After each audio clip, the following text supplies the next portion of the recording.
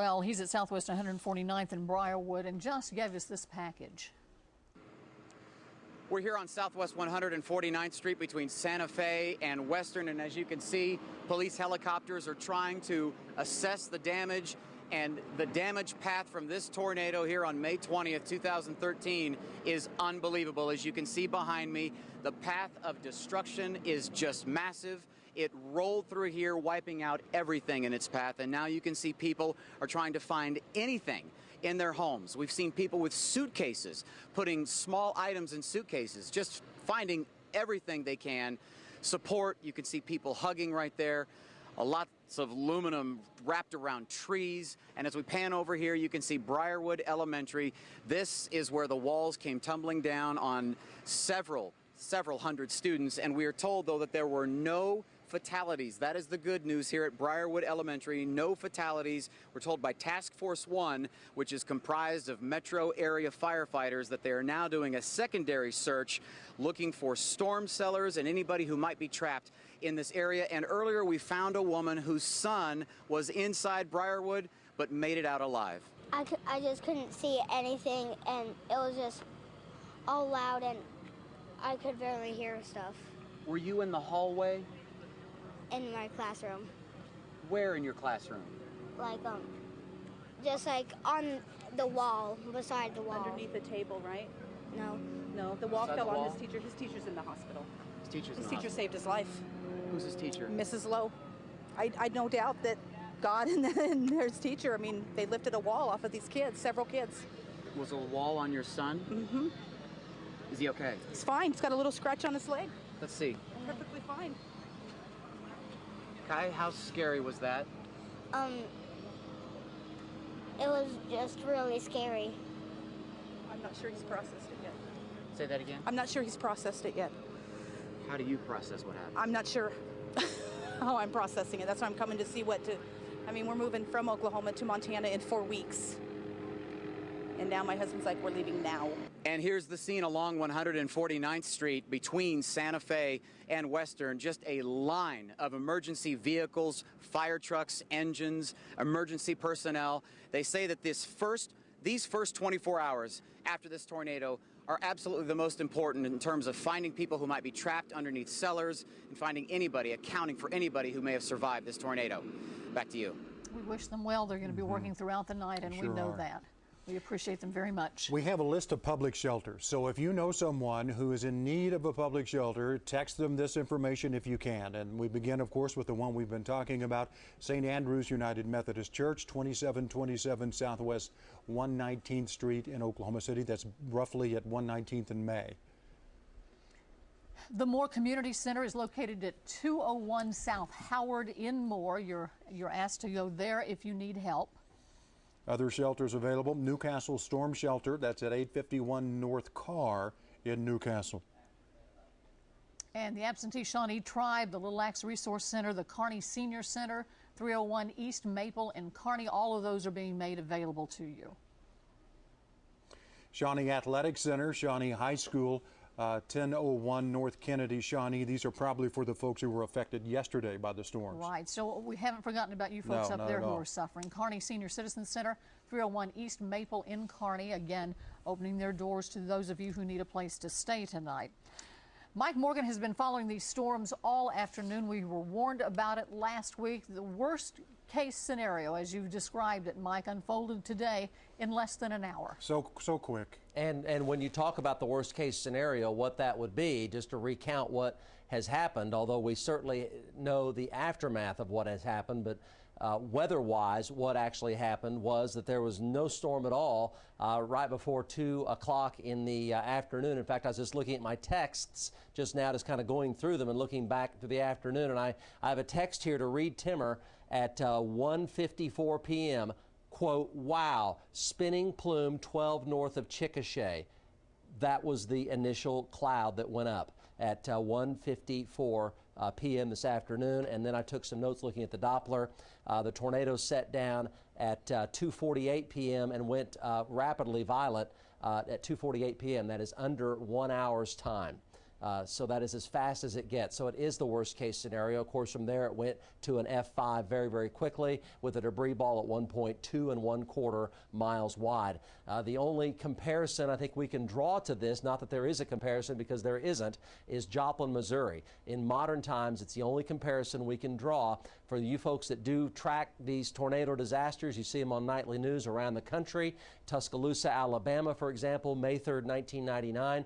The closest comparison by far to this tragedy tonight is Joplin, Missouri. A very similar situation, nothing to an F5 in just right at an hour's time, and a very wide F5 going right through a major metropolitan area. And this will be a more devastating dollar-wise tornado than Joplin, Missouri. This will be the #1 dollar-damaging tornado in today's dollars in the history of the world. I'm completely confident of that based on the devastation we have seen from our ground crews and Bob Moore Chopper 4 and the live video of the tornado going through Moore. Obviously now to everybody it is just that devastating. Let's take a look at what's going on right now. Tornado warnings over in Lafleur County, Sallisaw, Sequoia County, Haskell County pushing into Arkansas, trail of severe weather, large hail damaging winds back down to about Ardmore right now. Let's go to the storm scanner. And you see the line of storms now runs from near Ardmore over into southern and central Missouri. Severe weather approaching St. Louis, Missouri now. And the Moore storm now is east of Springfield, Missouri, racing toward southeast Missouri is where it is right now. It's way northeast of Branson, Missouri. That is the Moore storm. You can see that larger one right there just near the D in Springfield, Missouri.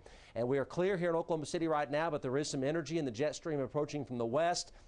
So we'll see some rain, I think, develop as we head through the overnight hours tonight.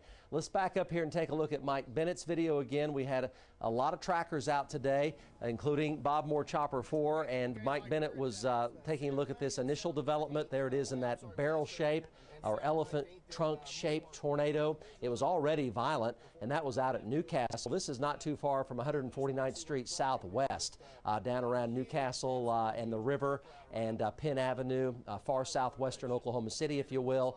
And Mike was tracking this, and it was moving east-northeast, and as we know, it did turn more to the east. May 3rd turned more to the north.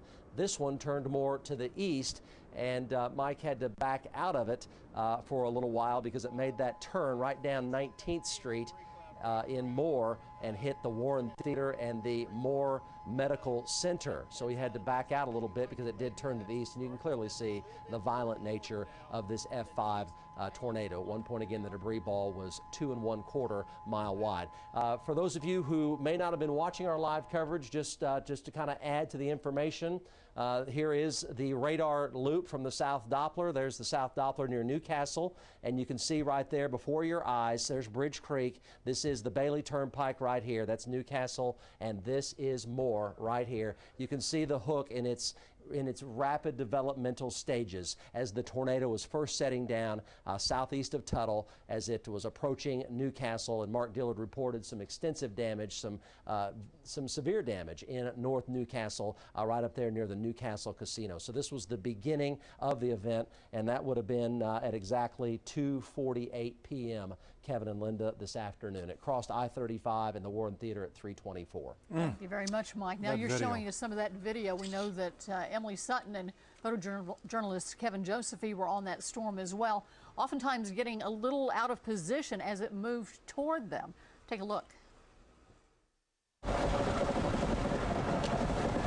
There it is, it's right there. As we raced down I-35 towards Moore, photojournalist Kevin Josephy and I had no idea we were about to stare in the face of a monster EF5 tornado. Yes, we have the tornado right in front of us, right in front of us. We veered off the 19th Street exit near the Warren Theater, giving a direct view of the tornado. Debris swirled around the intense circulation of the massive wedge grinder. Only a half a mile from the vortex, we slammed south to get out of its path, only to be hit by 80 to 90 mile-per-hour RFD winds.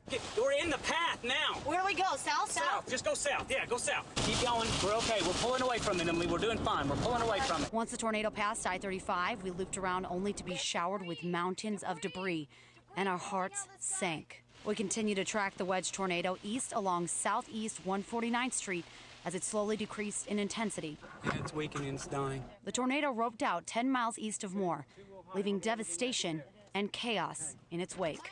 And even after a long day of tracking tornadoes, debris is still stuck to the forewarned storm team chase vehicle. If you look very closely, it's actually insulation from houses, proof of the devastation from this tornado. For the forewarned storm team, I'm Emily Sutton. And we were on live when that tornado roped out, and it was so huge. And then just as quickly as it formed, it disappeared. I mean, a monster that just disappeared. A monster that was 2¼ miles wide at the bottom turned into that little rope and left behind. And it was heading towards Tinker. Yeah, so it was. We just wish it had never formed, period. Not at all. Let's go to Sarah Stewart, live for us now at Ground Zero. Sarah, what's the latest from there? Yeah, guys, we are in the parking lot of the Moore Medical Center. Even though it is pitch black out here, still a flurry of activity. A lot of lights are being set up. We are seeing a steady stream of police cars and fire trucks entering into the area. Currently, right now, there is a long line of bulldozers entering this neighborhood that is just to the west, just behind the Moore Medical Center, that was very hard hit, just almost completely leveled, all of the houses in there.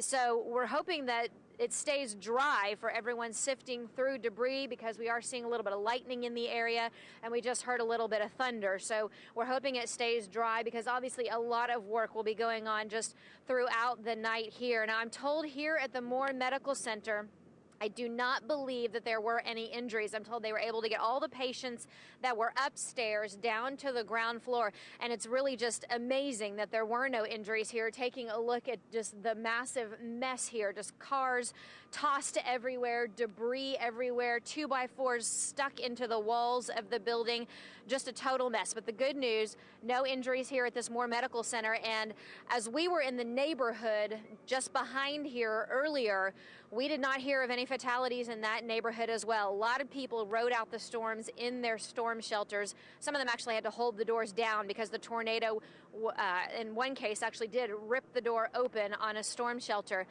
But everyone appeared to be okay in there. We are just north of the Warren Theater, where they had kind of set up a triage area. They had paramedics on standby, ambulances. Any injured people were going over there to be treated. They tell me that they treated probably about 40 people, and good news from over there as well. Almost all of those injuries, they said, were minor, and obviously it's beginning to trickle down.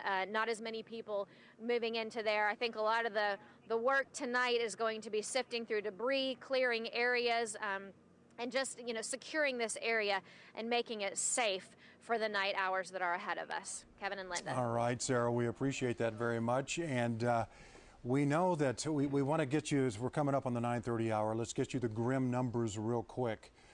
We've confirmed, a medical examiner, the latest numbers we've seen up here on the desk, 51 fatalities. Unfortunately, we think that's going to go higher because of some little victims probably still inside that school, the Plaza Towers in Moore, and the search and recovery continues there. Dozens and dozens of injuries at all the area hospitals. And so that's kind of where we're at right now on those figures. In fact, at Children's Hospital, I think they've had about 65 victims that they've treated, but of those, 40 we're told were children. So it makes you wonder where those kids were coming from, whether they were coming from the schools or whether they were in a daycare center or playing. But an extraordinarily large number of children injured in this particular tornado. And 57 patients at Southwest Medical Center in Integris, Southwest Integris there. And see how many of those were kids. 5 were there treated and released. So it's safe to say hundreds were injured. Yeah, I mean, it depends whether they end up no in the doubt. hospital or not. A lot of them are being triaged at the scene and then looking for some place to spend the night. Absolutely. We have, the generosity of Oklahomans never fails to amaze. We're setting up the situation tomorrow where you can help out the victims of this tornado. It's at 10 o'clock tomorrow morning. We're partnering with the Salvation Army, and you can come by and bring some supplies for these folks. And we have a list that we want to show you here real quick. And already people are starting to show up. But the real drive begins tomorrow. But if you feel the Spirit moves you to bring something up tonight, that'll be used too. The truck may not be there tonight, but just leave it in our driveway or up there on the front porch, and we will make certain it gets loaded tomorrow and delivered to the Salvation Army and then directly to the rescue workers and those affected by this storm. Mike Morgan's been standing by. What a day you've had. Linda Saracelli mentioned lightning, and yes, this has happened very quickly. This has just formed literally in the past 5 minutes. There is a thunderstorm now in the Moore area. Now, and it just went up just now, 5 minutes ago. I put the tornado damage track on here because this is obviously where all the folks are that are